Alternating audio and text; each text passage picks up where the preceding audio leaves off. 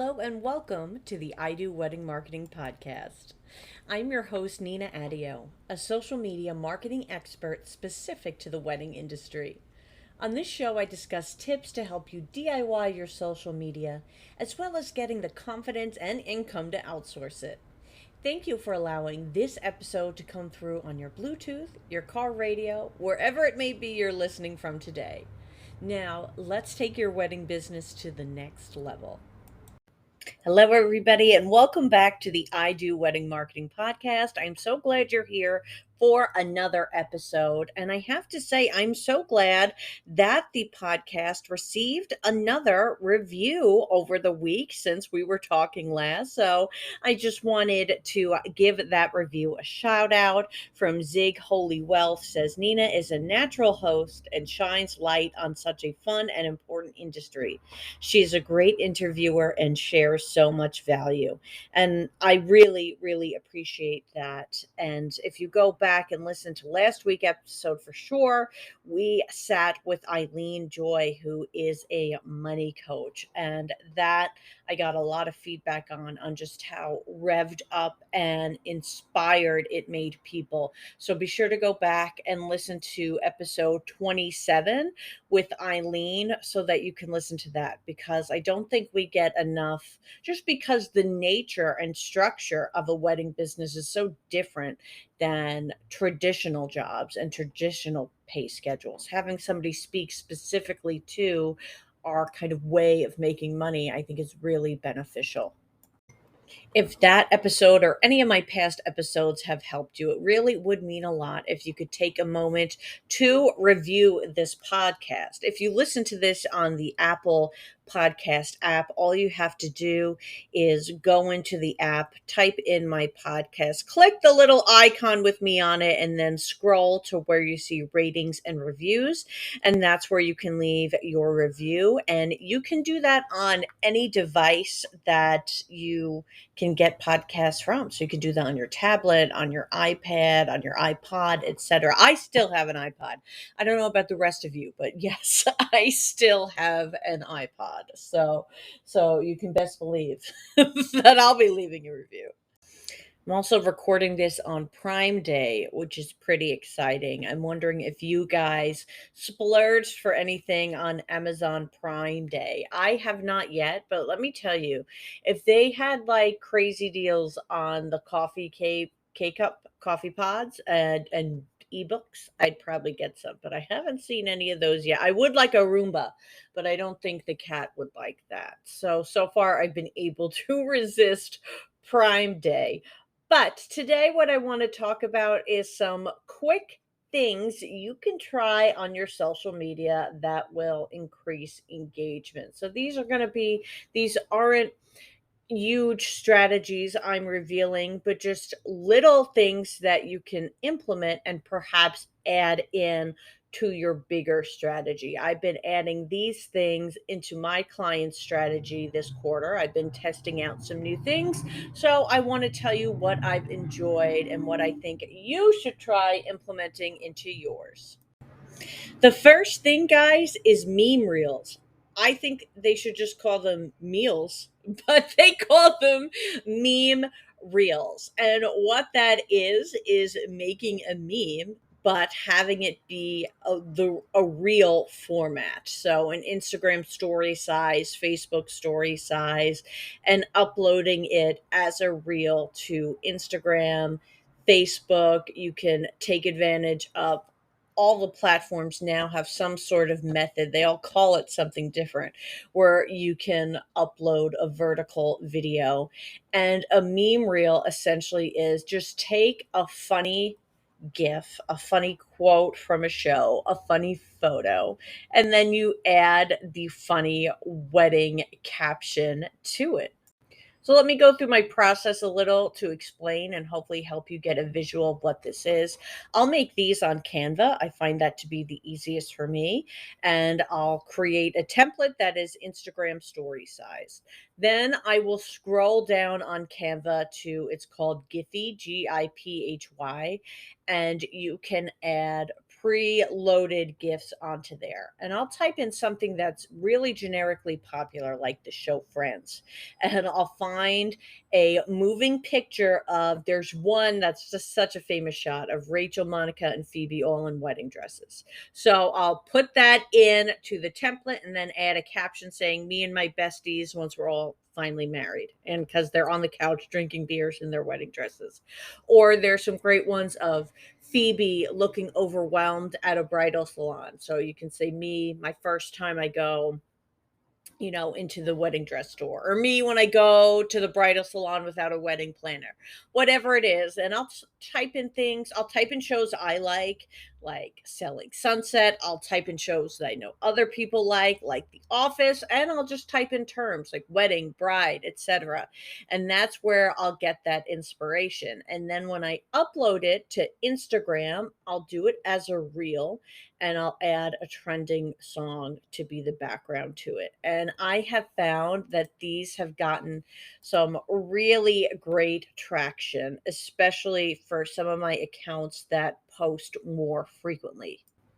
One of my accounts that did this, it got 11,000 plays through Instagram and Facebook and 102 shares. And for Reels, right now, I'm just going to admit it, it's not the just upload and go results that it used to be with Reels. You kind of have to work a little harder for it. So getting that reach of 11,000 was really great. And just to really further explain the success of that, this account in that same time period reached 34,000 people. So that's like a third of the people the account reached just through doing this meme reel. So I think this is something you should experiment with and add into your upcoming social media strategy. If you want to see more examples of what these meme reels look like in the wild, go to my profile at I Do Wedding Marketing on Instagram, and you'll see some examples of the ones I've done. Let's pause for a quick ad, and then I will get back to you with my next Instagram and social media engagement tip that I think you should implement. The next thing that I would love for all of you to implement into your strategies or test out this week is responding more to Instagram stories or Facebook stories as well. Any story like function that is happening on any of the platforms you're on, because they all have a version of these. Oh, not TikTok, but okay. TikTok's its own beast, right? Everyone's trying to be like TikTok. So we don't need to go into TikTok. Now, what I've noticed when going into Instagram stories is for each account, I'll really just do kind of a quick blast of maybe responding to 5 different stories. And I can respond with full length comments. And sometimes one of the automated emojis really does just apply. And I'll respond. And what it does is it gets a conversation going, it gets our inbox moving, it gets us and them coming up on each other's feeds more prominently. So, what happens when you start messaging with somebody and interacting in those messages is that Instagram or Facebook will see them as somebody you engage with more, and your posts appear more prominently on each other's feeds. So, by engaging with people and getting them to see your messages and even respond, you're getting that better opportunity to appear more prominently on their feed, which is excellent. Since I have started doing this, I have seen engagement for accounts go up, and I have seen people feel more free towards messaging and initiating their own messages back. So it's been really nice and really gratifying. The next tip may be more specific to what scheduling platform you use. Now, if you've listened to my podcast before or to any of my Instagram lives that I do, you'll know that I'm a big fan of Meta Business Suite and using Facebook's organic native platform for scheduling posts to Instagram and Facebook, or Meta. I'm part of the metaverse, okay? But the metaverse, when you are scheduling posts, it does allow you to tag people in the caption, but I am not able to tag accounts in the actual post. So I am making sure that I am spending time after the scheduled post from Meta publishes to go in and physically tag every account that was mentioned in that post. What that does is gives you another way of alerting all those users that you have posted something that shares their work or pertains to them. And they all get that notification. First, they're getting the first notification that they were mentioned in a comment or in a caption. But then they're getting the notification that they were tagged in a post as well. And those notifications always get more attention and do a little better. And for some accounts, they have been able to provide me with, and I've been able to gather every vendor that was a part of this wedding and the bride and groom. And so I like to tag everybody, and then everybody gets to relive this day together. They reshare it, they comment on it, they put it in their stories. It just becomes this really fun thing because, a lot of the wedding industry and what makes it so fun is that camaraderie we feel and that support we all have for each other within the community. So, getting to have those posts go up where you're mentioning everybody really is fun and great. And those who may not always get featured in photos but are there the entire time, like the band, the DJ, even the limo company, oh, they're so appreciative when you tag them as being part of the wedding team. So that has been something I've been making sure to do, not just having them credited in the caption, but having all accounts physically tagged in the photo as well. Now, on Facebook, I make sure to tag people as well. Sometimes on Later. Later is another scheduling platform that I use sometimes as well. And if it is a carousel post or if they're credited in the caption, it may not automate to Facebook. So I'll go back into Facebook Later the same way and make sure that their actual Facebook account is tagged. And this does the same thing of alerting the profile that they've been tagged. And typically, the same response happens where they will comment, like, or share the post. This tip pertains more to the scheduling platforms you use, but let's say you don't schedule at all, then what I advise is to make sure you're tagging the other participants, not just in the caption, but physically tagging them in the post as well. And once you start consistently doing that, you're going to be seeing a lot more traction. And what happens is when you tag someone in the caption, they get a notification.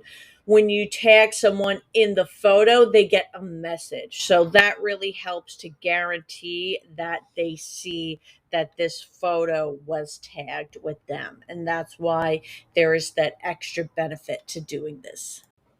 Those are three tips I have of things you can do to bump up your engagement right now. If you try any of these, please let me know how it goes and share your success with me. I'm at Instagram and I do wedding marketing, or you can contact me on my website, www.idoweddingmarketing.com, or find me on LinkedIn at Nina Adio. Next week, I'm going to have an interview with Vanessa Narvios of Finer Weddings and Events. She talks about leveraging your vendor network, and she has so much value and wisdom that she drops. Right now, the raw interview is over an hour long. So, my assistant, shout out to Rhiannon, is listening to that to make sure it is ready for everybody next week. And I'm just super excited. After that, we're going to have Stephanie Thomas Fitness. So she has a totally different type of wedding business. She is a personal trainer who works specifically with brides, grooms, bridesmaids, mother of the brides, etc. And then I have some interviews I'm still recording and filming this week. So we will have a lot of insight all season long for wedding season here on the I Do Wedding Marketing Podcast. Thank you for tuning in, guys. And if you made it to the end, I will ask again to consider leaving a review as it really helps this podcast to grow. I will see you next week.